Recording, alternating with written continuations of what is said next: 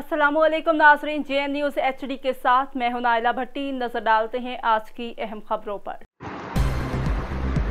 Tando Adam report Rashid Chauhan. JN news Tando Adam के reporter Rashid Chauhan के मुताबिक जश्न आज़ादी table tennis and football show match deputy commissioner Sanghar के अहकामात की रोशनी में 14 अगस्त 2022 को स्पोर्ट्स कम्प्लेक्स टंडू आदम पर फुटबॉल शो मैच अल फरीद फुटबॉल क्लब टंडू आदम और यंग आज़ाद फुटबॉल क्लब के माबैन खेला गया, जो कि अल फरीद फुटबॉल क्लब टंडू आदम ने 2 गोल के मुकाबले में 6 गोल से जीतकर अपने नाम किया।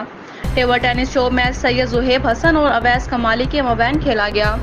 सैयद ज़ुहैब हसन ने 2 से 3 से जीतकर मैच अपने नाम किया। तकसीम इनामात के मेहमान खसूसी जनाब इमरान नज़ीर शेख साहब, जबकि मेहमान खास DSP टंडू आदम रहम अली जरदारी, मुख्तियार का Tando Adam, Humayun Imran Rajput, chairman municipal committee Tando Adam थे। इंटरनेशनल खिलाड़ी शाहिद राना मिर्जा, शहरोज बेग, मोहम्मद आदम कुरैश ने मेहमानों को अजरक्स के तोहफे पेश किए और इस मौके पर मोहम्मद इस्माइल खास खेली फोकल पर्सन बराए खेल Abdul Rahim Rajput, sports coordinator district Sanghar, तर्जुमान सिंध ओलंपिक एसोसिएशन मौजूद थे।